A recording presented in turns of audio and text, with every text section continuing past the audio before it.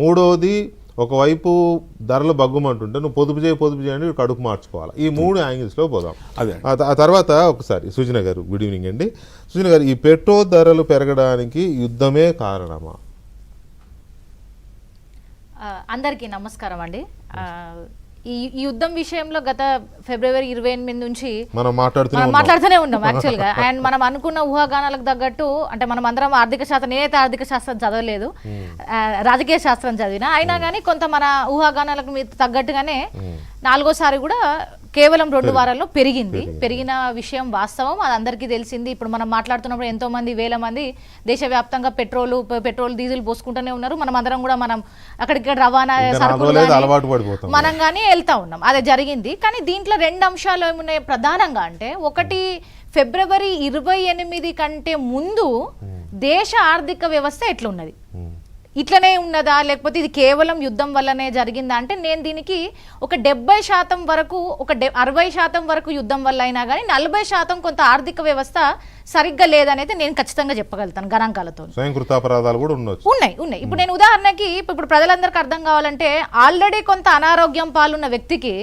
Sudden గా జ్వరం వచ్చింది అనుకోండి, అది వెదర్ చేంజ్ వలన అవ్వచ్చు, వాన వల్లనే కావచ్చు, వడగాలి వల్లనే కావచ్చు, ఇంకేదో ఎండ దెబ్బనే కొట్టొచ్చు, దానివల్ల జ్వరం వచ్చింది. కానీ ఆల్రెడీ అనారోగ్యంగా ఉన్న వ్యక్తి అయితే అది వాస్తవమే. కాబట్టి దేశ ఆర్థిక పరిస్థితి అనేది అంత మంచిగా లేదు. అన్ని రకాల ఇండిసెస్లో, అటు సిపిఐ కానీ, అంటే కన్జ్యూమర్ ప్రైస్ ఇండెక్స్ అంటాం, అంటే ఏంది, హోల్సేల్ వ్యాపారవేత్తలు కాకుండా రోజువారీ ప్రజలు ఎవరైతే ఉప్పు, పప్పు, టమాటా, కిరోసిన్, చింతపండు ఇవన్నీ ఏదైతే మనం కొంటామో అవన్నీ కూడా కొంత రేట్లన్నీ కూడా బాగా పెరిగింది తెలుసుకొని ఆర్థిక మంత్రి గారు ప్రీవియస్ బడ్జెట్లో కూడా ఏమన్నారంటే, ఈ గ్రోత్ అనేది జరగట్లేదు, ప్రజలు సేవింగ్ చేయట్లేదు, కన్జంప్షన్ డ్రివన్ ఎకానమీ అయిపోయింది. కాబట్టి మనం ఏదైనా క్యాపిటల్ ఎక్స్పెండిచర్ చేస్తున్నాం అంటే, ఉన్నదంతా బ్రిడ్జ్లు కట్టడం, కొత్త హాస్పిటల్ కట్టడం, కట్టడం, దీని వల్ల ప్రజలకి ఇంజెక్టింగ్ డిమాండ్ అంటాం, అంటే సమాజంలో ప్రజలకున్న ఉత్పత్త్యాధిక శక్తిని పెంచే క్రమంలో ఆర్థికంగా మనం తీసుకోవాలి అనేది అంటున్నాం. అంటే ఏంది, ఆ చర్యలు తీసుకున్నప్పుడే దాని అర్థం ఆర్థికంగా వ్యవస్థ సరిగ్గా లేదని.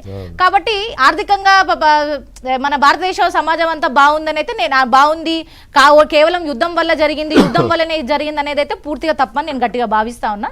ఎందుకంటే దీనికి ఉదాహరణలు యూనియన్ కేంద్ర ప్రభుత్వం తీసుకున్న చర్యలు కావచ్చు, అది ట్యాక్స్ రూపేనా కావచ్చు, లేదా ట్యాక్స్ స్లాబ్లు మార్చడం కావచ్చు, లేదా ఇంకేదైనా ఎక్స్పెండిచర్ కన్జంప్షన్ వైపు దేశం అంతా వెళ్ళాలి అని కావచ్చు. ఇది ఒకటి ప్రధాన అంశం. పాలకులేవో 4 కార్లు తగ్గించుకున్నంత మాత్రాన కాన్వాయ్లలో అంతా పొదుపైపోద్ది అంటే పేదవాడు కడుపు మార్చుకుంటే అవుతుందా? కాబట్టి ఇక్కడ విజయ్ కుమార్ గారు నమస్తే, చెప్పండి సార్. మీ అనాలిసిస్ ఏంటి పెట్రోల్ ధరలు పెరగడం పైన?